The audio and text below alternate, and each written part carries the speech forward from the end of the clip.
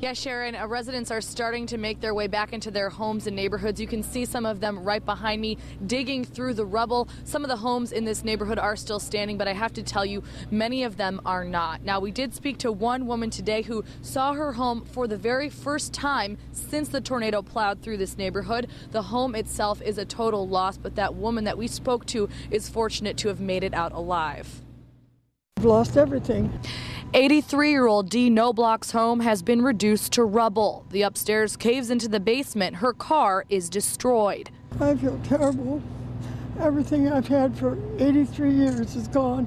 Still, Dee feels fortunate to be alive. I left like a half hour before it came through. I didn't even know there was a tornado coming through. Dee went to her great-grandson's birthday party, not realizing she'd never see her home again. But thank goodness for little Carter's birthday party yesterday, because you're alive because you went to that. Dee has her life, but she can't help but cry as she looks out at her torn-up neighborhood, thinking of the long road ahead, mourning the loss of her personal possessions. Husband's, all his funeral things, everything, everything I've had, there's nothing there.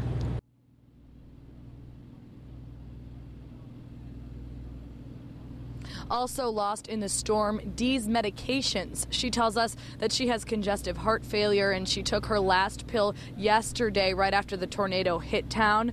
Her doctor is working on getting those medications to her right now. We're live in Washington, Illinois. Morgan Ottier, KWQC TV 6 News. You know, we always planned on building a house anyway, so I guess it's time to do that. Unfortunately, we have to do it this way, but Wayne Viager and his two boys made it out in time. But the moment his home burned to the ground 3 months ago, his world was turned upside down. Tough. I mean, you lost your best friend and your wife, a daughter, and all them kids were like daughters to me.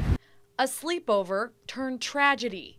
I know what it's like to go through this, but I still don't have the words for it myself. But now Wayne is picking up the pieces, trying to rebuild the home that once stood here.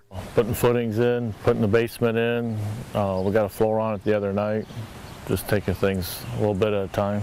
Taking it one step at a time, one day at a time. That seems to be the common approach among families who lost a loved one here 3 months ago. That heartache and that pain is going to be there forever. It won't go away. Tim and Melissa Harker lost both of their girls in the fire. The last few months have been the loneliest in their lives. We seem to be those people that people stare at and they don't know what to say to you and they avoid you. I got her and she's got me, and that's about it. Even though not everyone always knows what to say, these grieving parents realize they do have a support system within their community. The community and just people all over have just been more than generous to help us out in a time of need. People that will help with money, with comfort, even construction. How do you tell everybody thanks? You know, it's just been so much. There's no timeline for Wayne when it comes to finishing construction on his home. The sooner the better, of course. Just like there's no way to predict when families will feel a sense of closure. But just like this house. One day at a time. Just one step at a time, just a little here and there, and just keep busy at it. It will happen slowly. Tomorrow, I don't know what tomorrow's going to bring. Morgan Ottier, KWQC TV 6 News.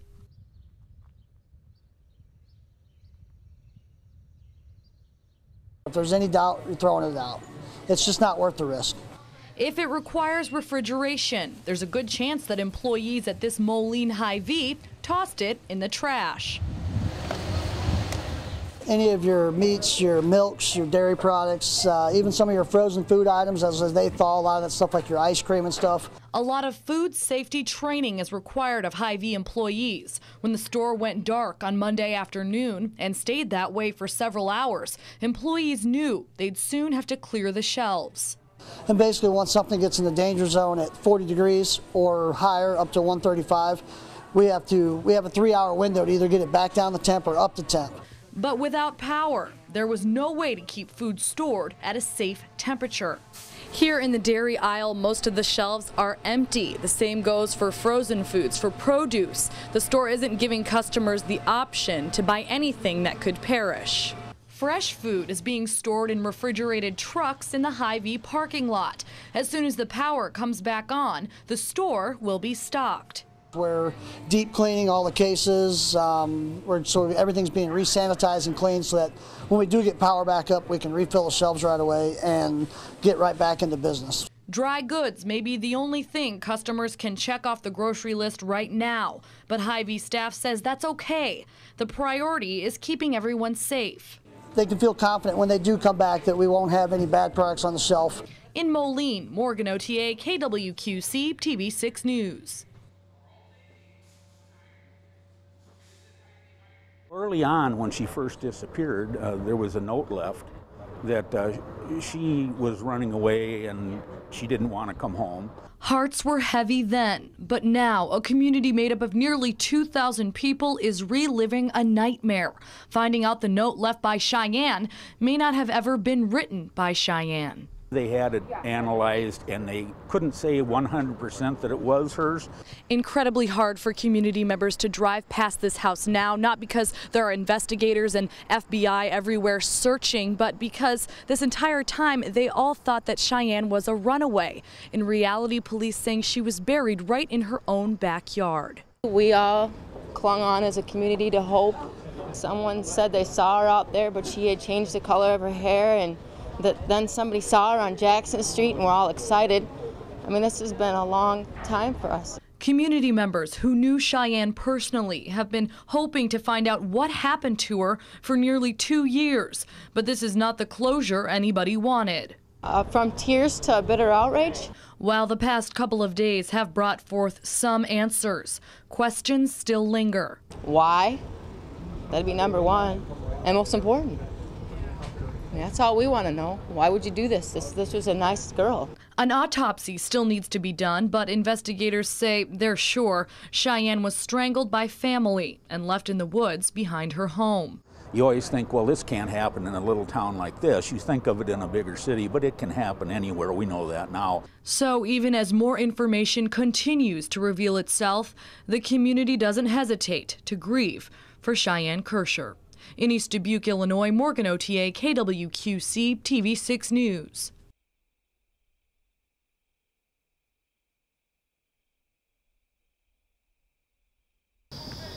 Loud noises. There's the hand flapping, just stuff that really comes hard to these kids. Stuff that comes hard for kids with Asperger's syndrome. It's a form of autism, and people diagnosed with it can have a really hard time with social interaction and nonverbal communication.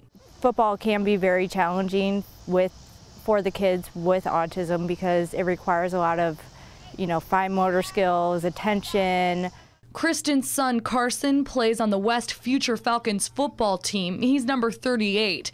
When he's on the field in his red uniform, he blends in. But the truth is, number 38 is the only one on the team who struggles with a social disorder. Once I heard the diagnosis, I cried. Because of the behaviors associated with Asperger's syndrome, Kristen thought her son would never be able to play on a team or make any friends. I don't want him to be labeled. They may have trouble developing, peer relationships. Dr. Julie Zood is a child psychologist who treats children diagnosed with all forms of autism. Dr. Zood says giving these kids a little push to be more socially involved, while sometimes scary at first, can be very helpful for social development. Getting kids involved in different activities, where they're around other kids, other typically developing children, where they can kind of see that behavior. That's exactly why Kristen signed Carson up for tackle football. It's just getting him to come outside the comfort zone and do what he can do. On the football field, he overcomes a lot of it. And number 38 has just made it through an entire 1.5-hour football practice. Well, you got practice. Which takes a lot of hard work and focus for an 8-year-old. Autistic or not. In Davenport, Morgan Ottier, KWQC, TV6 News.